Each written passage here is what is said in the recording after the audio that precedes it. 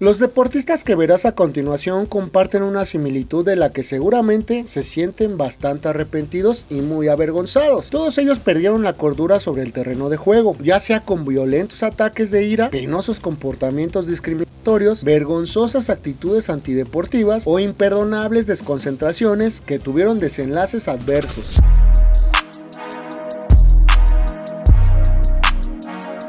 Comenzamos este compilado con 4 combatientes que fueron echados del mundo de las peleas por su antideportivismo sobre el ring. Con la de Luis Resto frente a Billy Collins Jr., 1983 albergó quizás la pelea más sucia de la que se tenga registro en la historia del boxeo. La invicta joya estadounidense de 21 años estaba recibiendo una paliza por parte del boxeador puertorriqueño, pero resistió y aunque verdaderamente maltrecho terminó la pelea, misma que perdió por decisión unánime. Cuando a medio combate su hijo le dijo al señor Collins que sentía los golpes como si fueran ladrillos. No fue una casualidad, así que tras la decisión de los jueces fue a sentir los guantes de Luis Resto y pidió a las autoridades que se los confiscaran. Las secuelas dejaron a Collins una hinchazón en los ojos, desgarro de iris y visión a punto de la ceguera, situación que lamentablemente lo retiró del boxeo. Mientras tanto, la investigación de la comisión de boxeo arrojó que Resto y su equipo habían sacado una onza de relleno a ambos guantes y le colocaron yeso en sustitución. Al mismo tiempo decidieron que no habría ganador y Collins Jr. mantuvo su invicto. Finalmente, Luis Resto y su entrenador fueron castigados de por vida del mundo del boxeo y años después fueron enjuiciados por delitos de asalto, conspiración y posesión de un arma mortal, siendo condenados a 2 años y medio de prisión. Por desgracia, Collins Jr. cayó en depresión y falleció en un accidente automovilístico a los 22 años. Su familia dijo que fue intencional, ya que emocional y físicamente no fue el mismo desde la pelea con el puertorriqueño.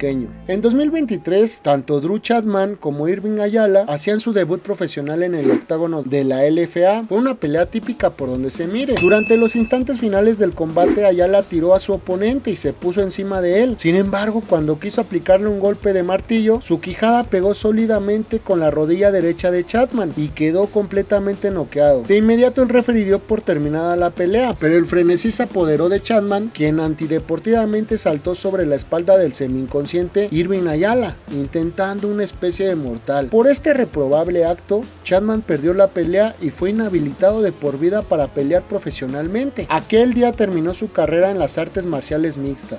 Otro caso parecido es el de Amadi Al-Damarki en 2020. Este peleador de pocos blasones ganó apenas su segunda pelea rindiendo por sumisión a Bogdan Kirilenko durante los primeros minutos. No obstante, cuando el juez le indicó el tapping, sin motivo aparente continuó estrangulando a su adversario, lo que obligó a la intervención del referee, a quien todavía encaró, tomó del cuello y estuvo a punto de golpear. Amadi fue descalificado y no volvió a pelear en el circuito profesional. En 2010, Paul Daly y Josh Koscheck protagonizaron una enemistad bastante picante. El vencedor tendría la oportunidad de pelear por el título con el campeón peso welter George St. Pierre y la oportunidad de participar en la 12ª temporada de The Ultimate Fighter de la UFC. El combate fue de mucho desgaste físico, pero poco espectacular, y Koscheck se quedó con el triunfo por unanimidad. Vaya que la decisión no sentó del todo bien para Paul, se quedó caliente y entonces emergieron de él los instintos más deplorables del antideportivismo. Por la espalda quiso conectar a su oponente con un gancho de izquierda, pero alcanzó a subir la guardia para evitar el daño. Daly no solo perdió la pelea, sino que fue suspendido 30 días por la Comisión Atlética de Quebec y nunca volvería a firmar con la UFC de Dana White Jr. En 2022 se dio uno de los casos más vergonzosos de los últimos tiempos en cuestión de violencia.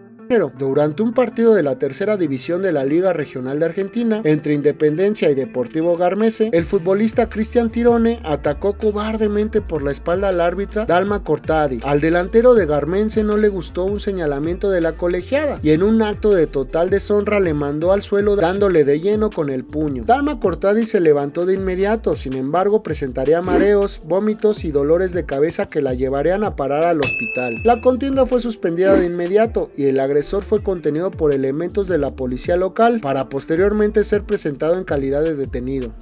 ¿Qué tanto debe perder la cabeza un deportista para atentar contra un compañero o compañera con la intención de inhabilitarle de cara a una competencia? En 1994, las patinadoras artísticas Tonya Harding y Nancy Kerrigan dominaban las pistas del mundo, y entre las dos debían disputarse un boleto para los Juegos Olímpicos de Invierno, y además se verían las caras en el Campeonato de los Estados Unidos a realizarse en Detroit. A un mes de la competencia en Detroit, mientras Kerrigan se entrenaba en la pista del Cobo Arena, era atacada con un tolete, dejándole serias lesiones en una de sus piernas. Los resultados de las averiguaciones determinaron que la agresión fue perpetrada por dos malhechores contratados por nada más y nada menos que la patinadora Tonya Harding, el esposo de ella y su guardaespaldas. El caso tuvo tal impacto a nivel internacional y causó tanto revuelo en el mundo del patinaje artístico que fue cubierto por meses por la prensa. Al final de todo, Tonya, su esposo, el guardaespaldas y los perpetradores fueron castigados por la ley. Todos los hombres involucrados fueron encarcelados por 2 años, mientras que a Tonya se le fue impuesta una pena de 3 años de libertad condicional, $160,000 de multa y 500 horas de servicio comunitario.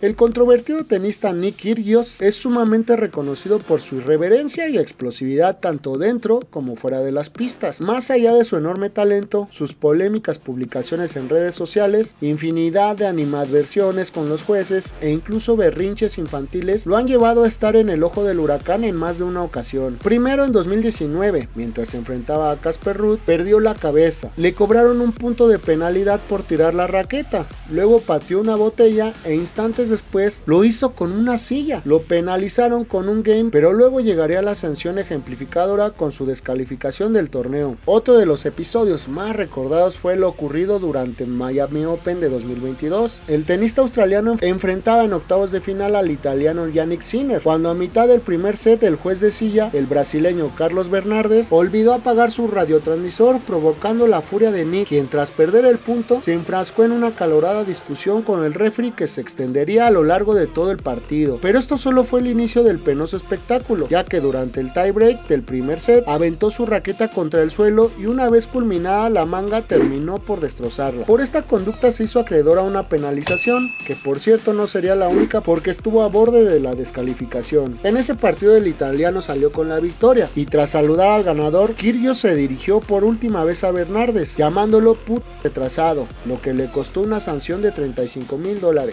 El 27 de septiembre de 1996 ocurrió uno de los hechos más vergonzosos en la historia del rey de los deportes. Roberto Alomar, el célebre segunda base boricua, escupió en la cara al umpire de home John Hirschbeck. Sucedió durante el primer inning en el Sky Dome de Toronto, la antigua casa de Alomar, con los Orioles de Baltimore peleando el boleto de comodín en la Liga Americana. El puertorriqueño fue ponchado sin tirar y airado reclamó la marcación de John mientras se dirigía al dugout. Alomar aseguraría más tarde que el umpire le gritó algo cuando ya estaba en el banquillo y él le respondió que simplemente prestara más atención. Hirschbeck lo expulsó inmediatamente y entonces el manager David Johnson fue a discutirle con Roberto a sus espaldas. Totalmente fuera de sí, el pelotero le dio un escupitajo al umpire, en lo que fue una imagen que le dio la vuelta al mundo a través de la televisión y las agencias de noticias.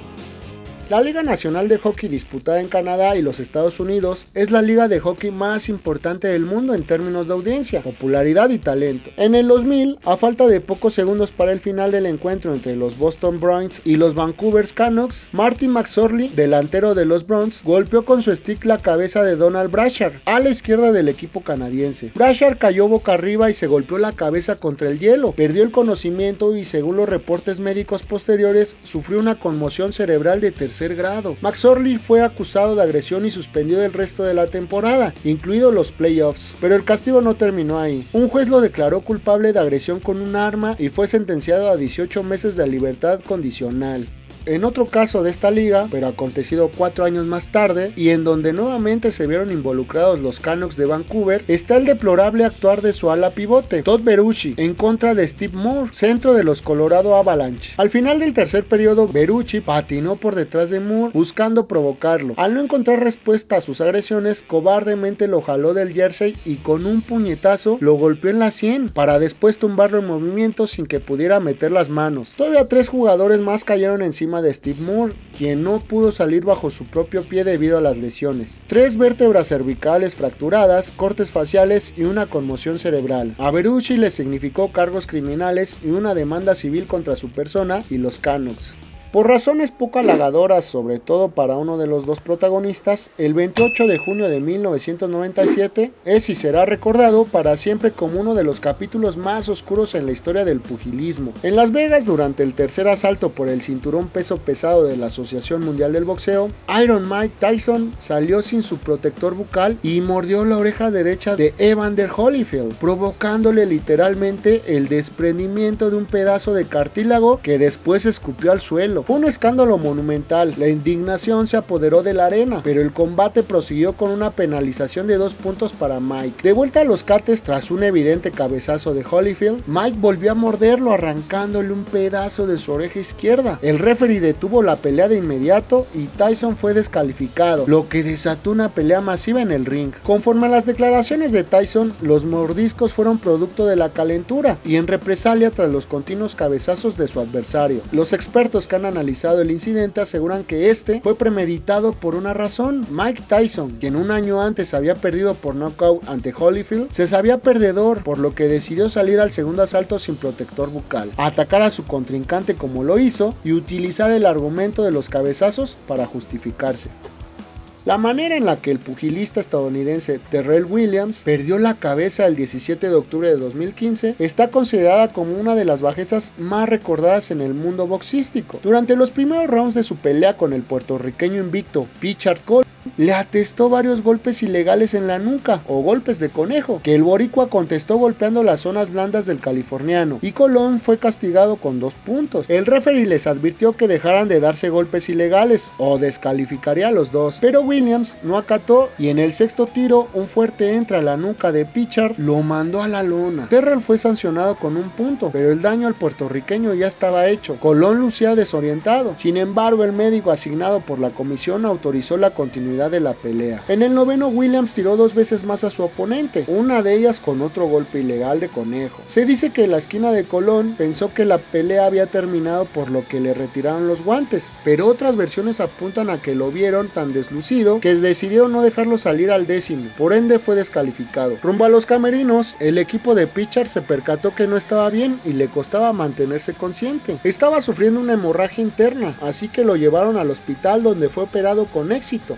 pero el daño ya era irreversible. Colón quedó en estado vegetativo y sin sensibilidad en su cuerpo, aunque afortunadamente puede respirar sin asistencia. Por su parte, Terrell Williams estuvo sin pelear por 2 años. A partir de esta desgracia salió la regla Pichard-Colón, la cual se aplica mayor énfasis en la sanción de golpes ilegales. Vámonos con otra de boxeo. En esta va involucrado el amado pero también odiado mítico Floyd Mayweather Jr., quien el 11 de diciembre de 2011 le arrebató con bastante polémica el cinturón welter de la AMB al púgil México-estadounidense Víctor Ortiz. Corría apenas la 4ª manga cuando el Víctor Ortiz se prendió de más, soltando a Floyd un cabezazo sin razón alguna, por el que fue sancionado con la resta de 1 punto. El de ascendencia mexicana tomó el castigo con filosofía y decidió disculparse con abrazo e incluso besos, pero con la guardia baja. Esto lo aprovechó el Money y ni lerdo ni perezoso prendió 2 poderosos ganchos a la quijada que noquearon a Víctor Ortiz. Floyd obtuvo el triunfo por la vía del cloroformo, pero la forma no gustó mucho a la afición boxística, una que no paró de abucharlo por su disminuida ética profesional. Jueces y periodistas también lo sobrecriticaron, considerando que sus golpes para obtener la victoria fueron traición.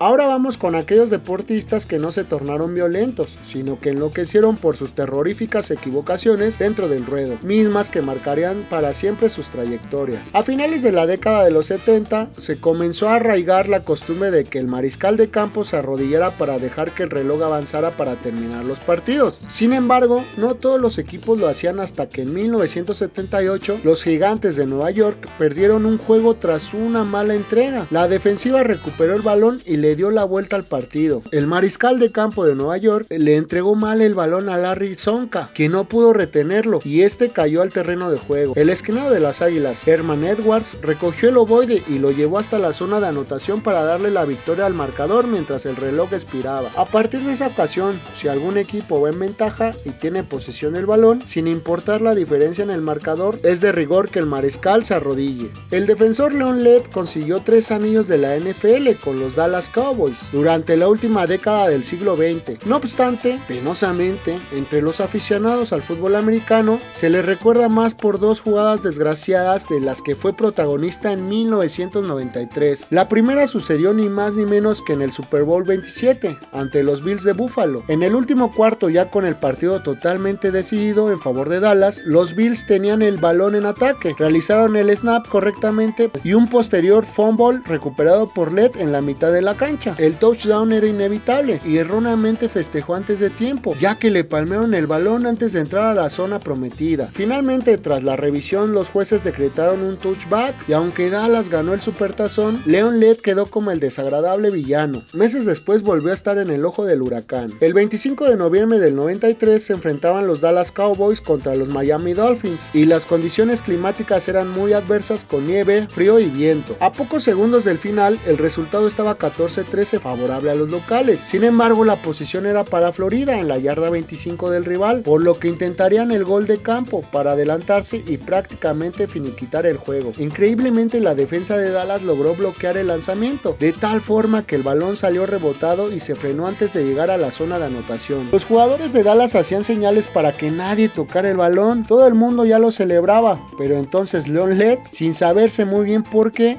intentó atrapar el balón pero se le escapó y fue recuperado por los Delfines. Tras momentos de incertidumbre, los árbitros decretaron un nuevo intento de field goal para los de Miami desde la yarda 1. Esta vez no fallaron y se llevaron el partido. Lo último que se sabe es que Lett huyó hacia el vestuario y se encerró en una sala donde se escucharon ruidos de golpes y cascos volando. Rabia total.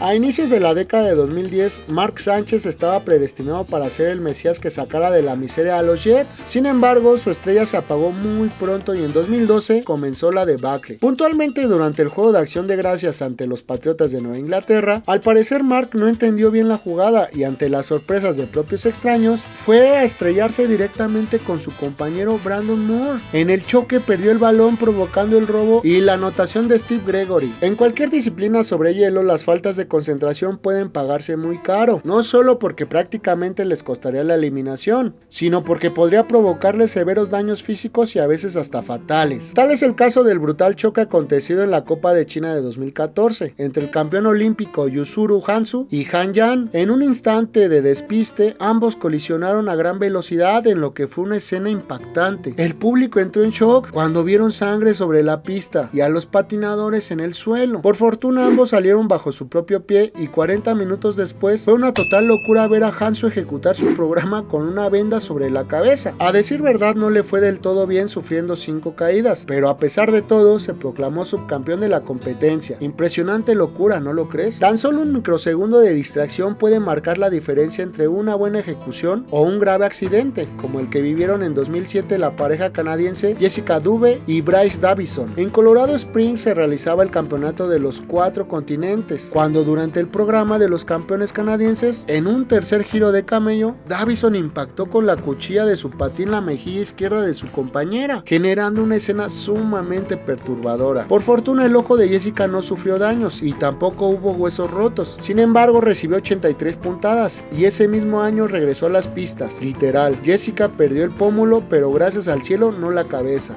Por último, vámonos directo y sin escalas al fútbol soccer, en donde se han dado muchos casos de jugadores que pierden la cabeza, tornándose agresivos o cometiendo deplorables actos discriminatorios. Ejemplo de ello el delantero uruguayo Luis Suárez, quien conoce muy bien ambos lados de la moneda. Cuando jugaba en el Ajax de Ámsterdam, mordió en el hombro a Othman Bakal. Como futbolista de Liverpool, a Ivanovic, y la más famosa de todas, con la selección charrúa, al italiano Giorgio Chiellini. En total, por concepto de sanción, lo castigaron 28 partidos y 4 meses alejado de toda actividad deportiva. La leyenda del fútbol uruguayo también estuvo en el ojo del huracán en 2011, cuando emitió insultos racistas futbolistas a Patrice Evra, jugador del Manchester United. Suárez fue a la congeladora por 8 fechas y 40,000 libras esterlinas, pero el castigo no le fue suficiente, en tanto que habría un segundo incidente 4 meses más tarde. En la ceremonia protocolaria del derbi inglés, el pistolero le negó el saludo a Patrice Evra, ocasionando la furia del francés, pero el pleito no pasó a mayores y no hubo mayor repercusión. El pasaje anterior nos hace recordar al delantero francés de los Red Devils, Eric Cantona, quien durante un partido contra el Crystal Palace en 1995 perdió los estribos y luego de ser expulsado por una acción violenta sobre Richard Shaw, sin más fue a soltarle una patada voladora a un aficionado que se encontraba cercano a la línea de banda. Tiempo después se supo que el agredido era un hooligan y se ganó la patada por inferir expresiones xenófobas hacia el delantero galo, quien por cierto aseguró que patear a un fascista fue lo mejor que hizo en su carrera. Como dirían las abuelitas, el que sí no tiene perdón de Dios es Roberto el Cóndor Rojas. Este portero chileno, considerado el mejor de la historia de aquel país, se metió a los libros negros de la vergüenza deportiva el 3 de septiembre del 89. Las selecciones de Brasil y Chile se veían las caras en el Estadio Maracaná en partido definitorio para la clasificación al Mundial de Italia 90. Se sabía que la confrontación era de alto riesgo, pero todo corría con normalidad hasta que al minuto 67 una bengala cayó cerca del Cóndor Rojas. El arquero fue al césped y segundos después se le vio sangrar del rostro, una postal que nadie quiere ver en los estadios. El resto de la selección chilena atendió a su compañero y lo llevaron a vestidores. La Roja se negó a continuar con el encuentro aludiendo falta de garantías. Sin embargo, luego de 3 horas reanudaron el partido, mismo que terminó 1-0 en favor de la verde amarela. En Chile querían que Brasil se quedara sin mundial por tan atroz agresión al Cóndor. No obstante, una fotografía del periodista argentino Ricardo Alfieri revelaría toda la verdad. La bengala cayó a poco más de 1 metro de la ubicación del meta chileno y las pesquisas determinaron que todo fue una simulación. El guardameta fue revisado por los médicos de ambas selecciones y la policía brasileña, mismos que certificaron una herida cortante por una hoja de afeitar escondida en el guante de Rojas, quien terminó suspendido de por vida para partidos internacionales y 3 meses para torneos locales. El Cóndor no aceptó su culpabilidad sino hasta mayo del 90. Nunca más jugó fútbol profesional y tuvo que emigrar a Brasil para encontrar trabajo. Vaya ironía. Terminamos con Zinedine Zidane, un futbolista histórico a nivel mundial que siempre en donde estuvo la rompió en grande, haciéndose con los trofeos más prestigiosos del orbe. Pero las grandes leyendas no están exentas de perder la cabeza sobre el terreno de juego, y a Zizou le tocó perderla en el escenario más importante, la Copa del Mundo. Era la final de Alemania 2006 entre italianos y franceses. Los cartones estaban empatados a 1 y solo bastaban 10 minutos de la prórroga para ir a penales. Entonces el árbitro central detuvo el juego para expulsar al capitán galo Zinedine Zidane. ¿Por qué? Las imágenes de televisión mostraban al 10 de Francia golpear furiosamente con su cabeza el pecho de Marco Materazzi. La leyenda se perdía los penales y al final su equipo caía 5-3. Zizou fue duramente criticado, pero argumentó que únicamente respondió a las agresiones verbales del zaguero italiano. Tras las investigaciones de la FIFA, el capitán galo debió pagar 7.500 francos suizos y Materazzi 5.000. Y Zidane se fue a disfrutar del retiro no sin antes pagar 3 días de trabajo social. ¿Qué te ha parecido esta compilación de deportistas que perdieron la cabeza? ¿Nos faltó alguno importante? Cuéntamelo en los comentarios. Y si te gustó esta entrega, ayúdanos con tu like, a compartir o a suscribirte. Así el algoritmo nos trata mejor y podremos seguir realizando esta clase de contenido. También te invito para activar las notificaciones del canal pulsando sobre la campanita. De esta manera YouTube te enviará una alerta cada vez que publiquemos nuevo contenido. Sin más que agregar, me despido de ti